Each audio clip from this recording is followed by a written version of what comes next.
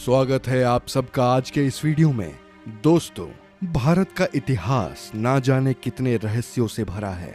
भारत एक प्राचीन देश है जो अपने बीते सालों में हमेशा से हर मामलों में परिपूर्ण रहा है। न केवल धन वैभव से बल्कि प्रकृति से भी हमेशा से परिपूर्ण रहे हैं और इसीलिए भारत पर लोगों की बुरी नजर भी रहती है। उसी समय यूरोप के लोग पूरी दुनिया में व्यापार करना चाहते थे। भारत में व्यापार करने के लिए उन्हें समुद्री मार्गों का पता नहीं था। उस समय अरब के लोग भारत के रास्तों को जानते थे, लेकिन उन्होंने यूरोप के लोगों को मार्गों के बारे में नहीं बताया। वास्को दी गामा पहले शख्स थे जिन्होंने भारत के समुद्री मार्गों को खोज निकाला था। कोलंबस भी भारत को खोजने गए थे, लेकिन अमेरिका जा पहुंचे। हालांकि आजकल पढ़ाया जाता है कि भारत के समुद्री मार्गों की वास्को दी गामा ने खोज की थी। सचमुच यह हद दर्जे की मूर्खता है कि भारतीय बच्चों को यह पढ़ाया जा रहा है कि वास्को दी गामा ने भारत की खोज की। पढ़ाया यह जाना चाहिए कि वास्को दी गामा ने यूरोप को पहली बार भारत तक पहुंचने का समुद्री मार्ग बताया। दरअसल पहले यूरोपीय देशों के लिए भारत एक पहेली जैसा था। यूरोप अरब के देशों से मसाले, मिर्च आदि खरीदता था, लेकिन अरब देश के कारोबारी उन्हें ये नहीं बताते थे कि यह मसाले वह पैदा किस जगह करते हैं। यूरोपीय इस बात को समझ चुके थे कि अरब कारोबारी उनसे जरूर कुछ छुपा रहे हैं। ये कारोबारी अरब के उस पार पूर्वी देशों से ज्यादा परिचित नहीं थे। जहां तक सवाल भारत का है, तो इसके एक और हिमालय की ऐसी श्रृंखलाएं हैं जिसे पार करना उस दौर में असंभव ही था। भारत के दूसरी ओर 3 ओर से भारत को समुद्र ने घेर रखा था। ऐसे में यूरोप वासियों के लिए भारत पहुंचने के लिए 3 रास्ते थे। पहला, रशिया पार करके चीन होते हुए बर्मा में पहुंचकर भारत में आना, जो कि अनुमान से कहीं ज्यादा लंबा और जोखिम भरा था। दूसरा रास्ता था अरब और ईरान को पार करके भारत पहुंचना, लेकिन यह रास्ता अरब के लोग इस्तेमाल करते थे और वे किसी अन्य को अंदर घुसने नहीं देते थे। तीसरा रास्ता समुद्र का था, जिसमें चुनौती देने वाला सिर्फ समुद्र ही था। वास्को दी गामा एक पुर्तगाली नागरिक था जो पेशे से एक नाविक था। इसका जन्म 1460 ईस्वी में पुर्तगाल के साइनस में माना जाता है। उस समय में अरब के लोग यूरोप में मसाला बेचा करते थे जो वो भारत से लाते थे। यूरोप में इन मसालों की मांग बहुत ज्यादा थी, इसीलिए यूरोप के लोग भारत जाकर मसाले लाना चाहते थे, लेकिन उनके लिए भारत जाने का रास्ता दुर्गम भरा था।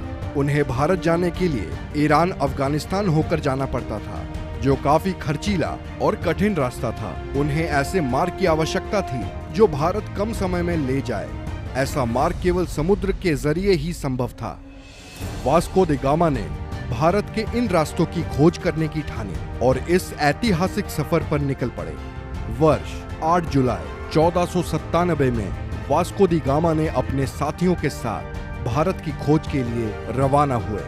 उसके जहाजी बेड़े में 4000 और 170 के करीब आदमियों का दल था। सबसे बड़े जहाज सेंट गैब्रियल पर वह खुद था। सबसे पहले वो अफ्रीका के अंतिम छोर कैप ऑफ गुड होम नामक स्थान पर पहुंचा। उसके बाद वह अफ्रीका के ही एक राज्य मोसम्बा आया, जहां के राजा ने उसकी मदद की और उसे एक अरब नाविक दिया जो भारत का रास्ता जानता था।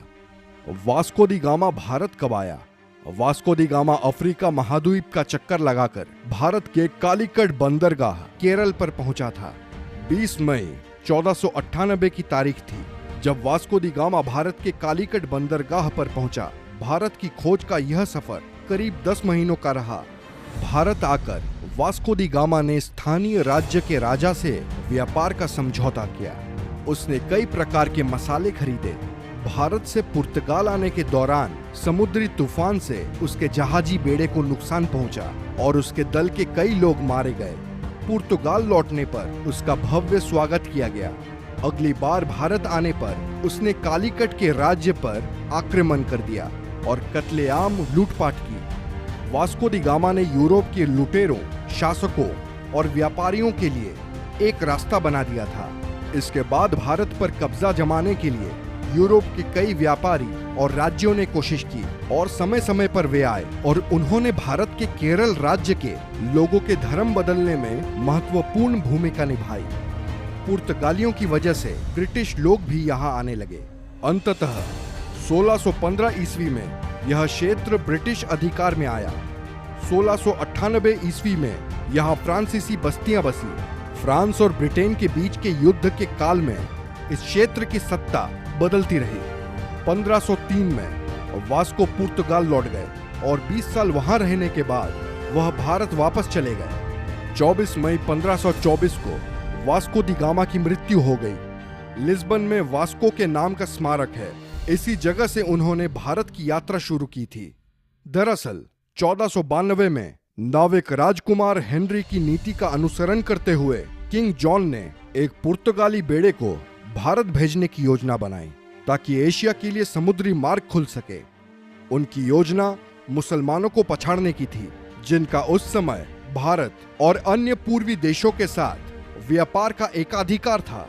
एस्टावोडी गामा को इस अभियान के नेतृत्व के लिए चुना गया, लेकिन उनकी मृत्यु के बाद वास्को द गामा ने उनका स्थान लिया। ये कहना कि भारत की खोज कब हुई महज एक बेतुका सवाल है। भारत किसी की खोज का मोहताज नहीं है। इस देश का इतिहास कुछ हजार या लाख नहीं, करोड़ों साल पुराना है। वैसे आप लोगों को क्या लगता है, क्या भारत की खोज का श्रेय एक व्यक्ति को देना सही है? अपने व्यूज हमें कमेंट सेक्शन में बताएं। वीडियो अच्छी लगी हो तो लाइक करें, शेयर करें और ऐसे ही अमेजिंग वीडियोस के लिए हमारे चैनल को सब्सक्राइब करें। मिलते हैं अगले